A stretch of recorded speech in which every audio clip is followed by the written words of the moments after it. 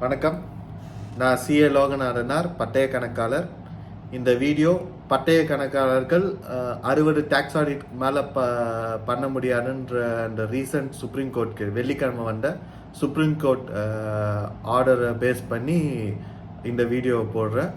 அதுக்குரிய இந்த supreme court ஆர்டருக்கு அப்புறம் என்ன நடக்க போகுது, என்ன ஆஃப்டர் மேட்டுன்னு சொல்கிறாங்க, இம்பேக்ட் ஆர் ஆஃப்டர் மேட்டுன்னு சொல்கிற விஷயம் என்ன அப்படின்னு நம்ம பார்க்க போகிறோம் இந்த வீடியோவில். சுப்ரீம் கோர்ட் வெள்ளிக்கிழமை அந்த கேஸில் என்ன சொல்லுச்சுன்னா, அந்த 60 இல்லை 45 ஆடிட்டில் பண்ண ஆடிட்டர் கில்ட்டி கிடையாது, இஸ் நாட் ப்ரொஃபஷனலி கில்ட்டி. அதாவது அவர் தவறு செய்யவில்லை அப்படின்ற மாதிரி சொல்லிட்டாங்க. சரி, ஆனால் அதுக்கு மேலே அவங்க என்ன சொன்னாங்கன்னா, ஐசிஐக்கு இந்த லிமிட் ஃபிக்ஸ் பண்ணுற உரிமை இருக்குது, பவர் இருக்குது. ஏன்னா அந்த கொஸ்டினே ஐசிஐக்கு இந்த பவர் இருக்கான்றது தான் அந்த கேஸு. பட் ஆடிட்டரை கில்ட்டி இல்லைன்னு சொல்லிட்டாங்க. பட் ஆனால் ஐசிஐக்கு அந்த பவர் இருக்குது. 1/4/2024 இந்த 60 லிமிட் அப்ளை ஆகும் அப்படின்னு சுப்ரீம் கோர்ட் சொல்லிட்டாங்க. ஃபர்தர் அந்த சுப்ரீம் கோர்ட் ஆர்டரில் என்ன சொன்னாங்கன்னா, ஐசிஐ டிஸ்கஸ் பண்ணி இந்த லிமிட்டை இன்க்ரீஸ் பண்ணுறேன்னா பண்ணலாம், அது அவங்களோட உரிமை, டிசிஷன்ன்றதையும் சொல்லிட்டாங்க. சரி, இந்த 60 லிமிட் சரிதானா அப்படின்னு ஒரு டாபிக் வரும். நான் சரியா தப்பான்றதுக்குள்ள நான் போல. பட் எனக்கு வேரியஸ் நம்ம பேசக்கூடிய நண்பர்கள் கூட பேசுறதுல வர இது என்ன அப்படின்னா, ஒரு மெட்ராஸ் ஹைகோர்ட்ல ஒரு கேஸ்ல ஒரு அட்வொகேட் எப்படி ஆர்கியூ பண்ணாருன்னா, ஒரு டாக்டருக்கு ரெஸ்ட்ரிக்ஷன் கிடையாது, அவர் இத்தனை ஹார்ட் டிரான்ஸ்பிளான்ட் தான் பண்ண முடியும், இத்தனை ஆப்ரேஷன் தான் ஒரு நாளைக்கோ ஒரு மாசத்துக்கோ ஒரு வருஷத்துக்கோ பண்ண முடியும், எந்த ரெஸ்ட்ரிக்ஷனும் இல்லாத போது, அதே மாதிரி இருக்க சிஏ ப்ரொஃபஷனுக்கு மட்டும் எப்படி ரெஸ்ட்ரிக்ஷன் லேட் பண்ண முடியும்? கான்ஸ்டியூஷனலி இன்வாலிடு இந்த ப்ரொவிஷனு, ஐசிஐக்கு இதுக்கு பவர் கிடையாதுன்றது தான் அந்த மெட்ராஸ் ஹைகோர்ட்ல ஒரு அட்வொகேட் ஆர்கியூ பண்ணார். ஒரு சிஏக்காக 60 கேஸ்க்கு மேலே 60 டாக்ஸ் ஆடிட் மேலே பண்ண ஒரு சிஏக்கு இப்படி தான் மெட்ராஸ் ஹைகோர்ட்டில் ஒரு அட்வொகேட் ஆர்கியூ பண்ணார். பட் இன்னைக்கு சுப்ரீம் கோர்ட் என்ன சொல்லிச்சுன்னா, ஐசிஐக்கு பவர் இருக்குது. ஸோ அந்த ஆர்குமெண்ட் இனிமேல் செல்லாது, ஐசிஐக்கு பவர் இருக்குது. பட் என்னென்னா, இது வரைக்கும் பண்ண 60 ஆடிட் 60க்கு மேலே பண்ணவங்க எல்லாம் தேவ எஸ்கேப் திஸ் ப்ரொவிஷன். இனிமேல் அவங்களுக்கு பனிஷ்மெண்ட் கிடையாது. Supreme decision committee will be dropping the proceedings. 1/4/2024 முன்னாடி இருக்க ப்ரொசீடிங்ஸ் எல்லாம் ட்ராப் பண்ணிடுவாங்க 60 டாக்ஸ் ஆடிட் மேலே பண்ண கேசஸ்க்கு இருக்கிறது. அதர்வைஸ் செகண்ட் பாயிண்ட், சரியா தப்பான்னு போகும்போது இன்னொரு ஃப்ரெண்டு இதில் இருக்க பாரிஸ் கார்னரில் இருக்கார், சவுகார்பேட் ஏரியாவில் இருக்கார். அவர் என்கிட்ட எப்படி சொன்னார்னா, சார் இங்கே இருக்கவங்க எல்லாம் சின்ன ட்ரேடர்ஸ், மொத்தமே ஒரு 2 கோடி டர்ன் ஓவரெல்லாம் அவங்களுக்கு ஈஸியாக கிராஸ் ஆகிடும். அவங்களுக்கு டிரான்சாக்ஷன் பார்த்தீங்கன்னா பர்ச்சேஸ் சேல்ஸ் மட்டும்தான் இருக்கும், பெருசாக பார்க்கறதுக்கு ஒன்றுமே இருக்காது. அவங்க ஆடிட்டாலும் நாங்கள் ஒரு அரை நாளில் முடிச்சிடுவோம்.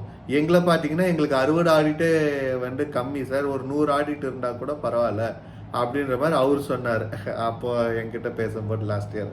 ஸோ அப்போது அந்த மாதிரி பார்க்கும்போது அப்படி ஒரு பாயிண்ட் சொல்லலாம். பட்டு இன்னொரு ஆங்கிளில் பார்க்கும்போது பார்த்தீங்கன்னா நிறைய யங் மெம்பர்ஸ் வராங்க, சிஏ ப்ராக்டிஸ்க்குள்ளே வராங்க. அப்படின்னும் போது அவங்களுக்கு டே ஒன்ல எப்படி ப்ராக்டிஸ்க்கு நம்பர்ஸே இருக்காது. அப்போது ஒருத்தர் 100 பண்ணலாம், 200 பண்ணலாம், அப்படி ஒரு லிமிட் இல்லை. அப்படின்னும் போது ஏற்கனவே இருக்கிறவங்களுக்கு தான் அந்த ஆப்பர்ச்சுனிட்டி போகும், டிஸ்ட்ரிபியூஷன் ஆஃப் ஆப்பர்ச்சுனிட்டி இருக்காது. அப்போ புதுசாக வர மெம்பருக்கு ஆப்பர்ச்சுனிட்டி கிடைக்காது. அப்படி இருக்கும்போது இந்த 60 லிமிட் இருக்கிறது சரிதான் தோணும். அதே மாதிரி குவாலிட்டி, ஒரு 1000 ஆடிட் ஒருத்தனால எப்படி பண்ண முடியும்? இருக்கிற ஒரு 2 மாதம், ஏப்ரல்லேருந்தே டாக்ஸ் ஆடிட் ஸ்டார்ட் பண்ணுறாங்கன்னு வச்சுக்கிட்டா கூட செப்டம்பருக்குள்ளே ஒரு 500 ஆடிட் 1000 ஆடிட் எல்லாம் எப்படி பார்க்க முடியும்? 60 ஆடிட்டே கஷ்டம். 60 ஆடிட்டே ஸ்ட்ரிக்டாக பார்க்கும்போது நிறைய வால்யூம் இருக்க கம்பெனி எல்லாம் 60 ஆடிட் பார்க்கறது கஷ்டம். அப்போது அது எப்படி சாத்தியமாகும் அப்படின்றப்போ இந்த 60 ஆடிட் கரெக்டாக நான் டிசிஷன் நம்ம மெம்பர்ஸ்க்குரிய சாய்ஸ், அவங்களோட சுய வெறுப்புக்கு அவங்க டிசைட் பண்ணிக்கலாம் கரெக்டாக தப்பான்றது. ஒவ்வொருத்தருக்கும் ஒவ்வொரு ஒப்பீனியன் இருக்கும். அவங்களோட எக்ஸ்பீரியன்ஸ், அவங்களோட எக்ஸ்போஷர், அவங்களோட சுச்சுவேஷன்ஸ் பேஸ் பண்ணி இந்த 60 சில பேர் கரெக்டுன்னு சொல்லலாம், சில பேர் வேணாம் இது தேவைப்படாது அப்படின்னும் சொல்லலாம். ஒவ்வொருத்தருடைய தனிப்பட்ட இது அது கரெக்டு. சரி, ஐசிஐ இந்த 60 எப்படி லிமிட்டை டிசைட் பண்ணுறாங்க அப்படின்னா, என்னோட யூகம் ஒரு இருக்கிற சிஏங்குரிய லிஸ்ட்டு அவங்களுக்கு இருக்குது. ஆல்ரெடி ஒரு 1.5 லட்சம் 2 லட்சம் சிஎஸ் தான் ப்ராக்டிஸில் இருக்காங்க. ஸோ அதில் ரியல் ஃபுல் டைம் ப்ராக்டிஸ், ஏன்னா நிறைய கன்சல்டன்சி இதில் இருக்கிறவங்க டேக்ஸ் ஆடிட்டே பண்ண மாட்டாங்க. அதேமாதிரி பிக் ஃபோரில் இருக்க ஆடிட்டர்ஸ் டேக்ஸ் ஆடிட் பண்ண மாட்டாங்க நிறைய பேர். ஸோ அந்த மாதிரி ஒரு லிமிட்ஸ் வச்சுட்டு ஒரு ப்ரிஸ்கிரைப்டாக ஒரு 1,00,000 பேர் இல்லை 1,15,00,000 பேர் வந்து டேக்ஸ் ஆடிட் இருக்காங்கன்னு வச்சுக்கிட்டு டோட்டல் டேக்ஸ் ஆடிட்ஸ் எவ்வளோ ஃபைலாக இருக்குன்னு இன்கம் டேக்ஸ்லேருந்து ஒரு டேட்டா வாங்கி ஸோ டிவைடட் பை அதை வச்சு மெம்பர்ஸை டிவைட் பண்ணி அதில் ஒரு குஷன் கொடுத்து ஒரு மெம்பர் கொஞ்சம் எக்ஸ்ட்ரா குஷன் வர நம்பர்ஸ்க்கு மேலே ஒரு எக்ஸ்ட்ரா குஷன் கொடுத்து ஒரு மெம்பர் ஒரு 60 ஆடிட் வரைக்கும் பண்ணலாம் அப்படின்னு அரைவ் பண்ணியிருப்பாங்கன்றது என்னோட யூகம். அது அப்படி தான் பண்ணணும். ஸோ சொல்ல போனால் அப்படி பண்ணால் கரெக்டாகவும் இருக்கும். சரி, இந்த சுப்ரீம் கோர்ட்டில் வந்து என்னென்ன சொல்லியிருக்காங்க பார்த்தீங்கன்னா, ஐசிஏக்கு வந்து பவர் இருக்குது. So ICA can lay down the limits.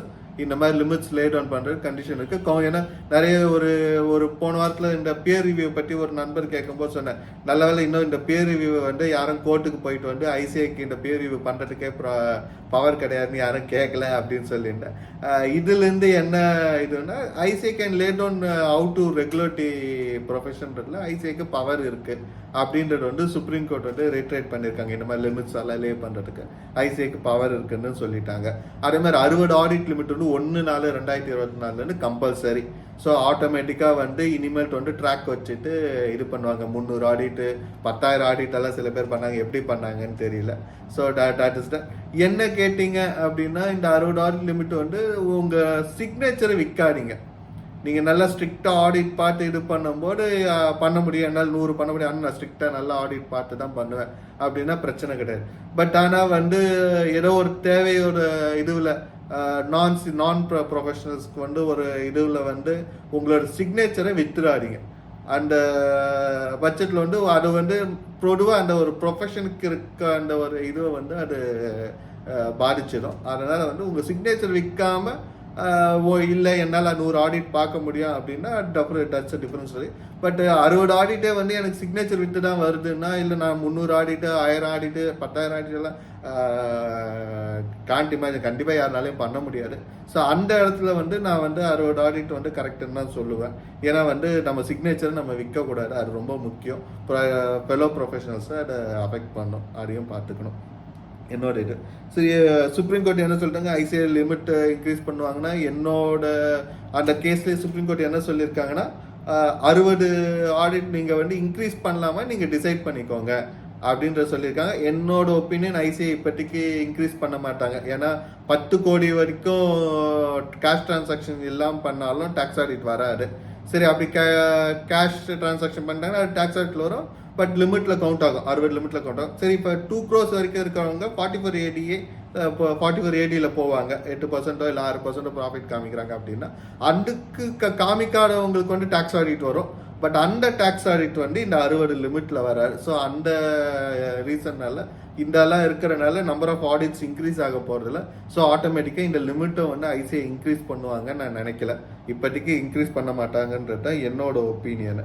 சரி, இப்போ அடுத்ததாக பார்க்கும்போது சரி இந்த மாதிரி லிமிட் இருக்க கம்பெனிஸ் ஆக்டில் நம்ம ஸ்டாச்சுட்டரி ஆடிட் பார்க்குறோமே, அந்த ஸ்டாச்சுட்டரி ஆடிட்டுக்கு ஏதாவது லிமிட் இருக்கான்னு பார்த்தீங்கன்னா, கம்பெனிஸ் ஆக்ட் 2013 20 ஆடிட்டுன்னு ஒரு லிமிட் இருக்குது. பட் அதில் வந்து நமக்கு வந்து நிறைய விடுப்பு கொடுத்துருக்காங்க. அதாவது வந்து 1% கம்பெனிக்கு இந்த அந்த அக்கௌண்ட்டில் சேராது, ஸ்மால் கம்பெனிஸ் சேராது, ப்ரைவேட் லிமிடெட் கம்பெனிஸ் ஒரு 10 கோடிக்கு மேலே 100 கோடிக்கு பேர் ஆஃப் ஷேர் கேபிட்டல் வச்சுருந்தாங்கன்னா அவங்களுக்கு இந்த லிமிட் அப்ளை ஆகாதுன்றத சொல்லியிருக்கு companies act 2013. So to that extend அந்த 20 இருக்குது கம்பெனிஸ் ஆக்டில். பட் அதை தவிர பார்த்தீங்கன்னா, அப்போது வெறுமனே ஒரு ஸ்மால் கம்பெனிஸை நான் வந்து ஒரு 50 கம்பெனி 60 கம்பெனி ஆடிட் பார்க்கலாமன்னா ஆஸ் ஆன் டேட் பார்க்கலாம். பட் 2008 பார்த்தீங்கன்னா ஐசிஐ வந்து ஒரு கைட்லைன்ஸ்க்கு ஒரு இது கவுன்சில் ரெக்கமெண்டேஷன் கொடுத்து அதில் வந்து பார்த்தீங்கன்னா 30 ஆடிட் இருக்கு. 30 ஆடிட்க்கு எக்ஸம்ஷன் வந்து பார்த்தீங்கன்னா டார்மெண்ட் அண்ட் சிக் கம்பெனிஸ் தான் சொல்லியிருக்காங்க. ஸோ அப்போ வந்து ஸ்மால் கம்பெனிஸ் 1% கம்பெனி எல்லாம் அப்போ கிடையாது. ஏன்னா கம்பெனிஸ் ஆக்ட் 2013 தான் இதெல்லாம் வந்துச்சு. பட் இது வந்து 2018 கைட்லைன்ஸ்ன்றனால என்னோட ஒப்பீனியன் வந்து அப்ளை ஆகாது. என் ஃப்ரெண்டு போன வருஷம் இதே தான் கேட்டிருந்தார். அப்போ நான் இதை தான் சொன்னேன். அவர் வந்து இன்னொரு சீனியர் மெம்பர் சென்ட்ரல் கவுன்சில் இருக்க ஒரு மெம்பர் கிட்டயும் அவர் டிஸ்கஸ் பண்ணியிருக்காரு. அவரும் வந்து இதே தான் சொல்லியிருக்காரு. 2008 கைட்லைன்ஸ் இப்போ அப்ளை ஆகாது. கம்பெனிஸ் ஆக்ட்லேயே ரெஸ்ட்ரிக்ஷன் வந்துட்டனால அப்ளை ஆகும். உங்களுக்கு பார்த்தீங்கன்னா நீங்கள் இன்கம் டேக்ஸ் ஆக்டில் வந்து எங்கேயுமே வந்து ஆடிட் ரெஸ்ட்ரிக்ஷன் கிடையாது, லிமிட்ஸ்.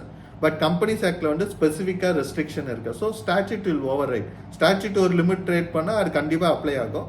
பட் வேற அது பண்ணி இப்போ இந்த டிசிஷனோட இது எஃபெக்ட் என்னன்னா, கம்பெனிஸ் ஆக்டுக்கு இப்போ சிஏ இன்ஸ்டியூட் வந்து ஒரு லிமிட் கொண்டு வராங்கன்னு வச்சுக்கோங்களேன். ஒரு கவுன்சில் கைட்லைன்ஸ் மூலமா கொண்டு வராங்கன்னா கம்பல்சரியா இட் வில் பை அப்ளை. அதுதான் இந்த சுப்ரீம் கோர்ட்டோட order. Hope this video is useful to you. உங்களுக்கு இந்த வீடியோ வந்து உபயோகமாக இருக்குன்னு நம்புறேன். நன்றி, வணக்கம்.